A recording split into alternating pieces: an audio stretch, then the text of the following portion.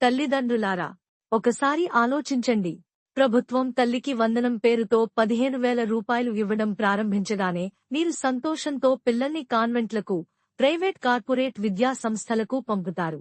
రేపు ప్రైవేట్ స్కూళ్లు, కాలేజీలు భారీగా ఫీజులు పెంచితే వెనక్కి రావాలనుకున్న స్టూడెంట్స్ లేక ప్రభుత్వ బడులు అప్పటికే మూసేస్తే పరిస్థితి ఏంటి?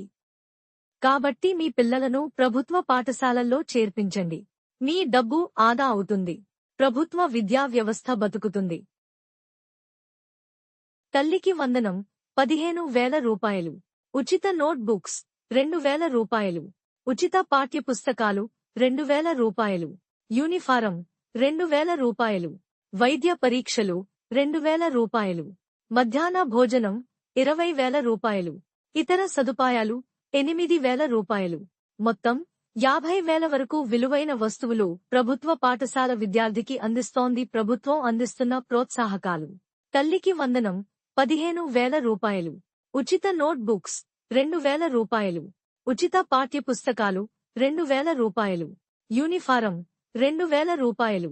వైద్య పరీక్షలు 2,000 రూపాయలు. మధ్యాహ్న భోజనం 20,000 రూపాయలు.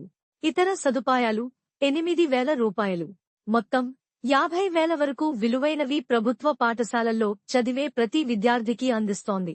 ప్రభుత్వ పాఠశాలలు మీ పిల్లలకు నాణ్యమైన విద్యను, నిపుణులైన ఉపాధ్యాయులను, సురక్షిత వాతావరణంను అందిస్తోంది.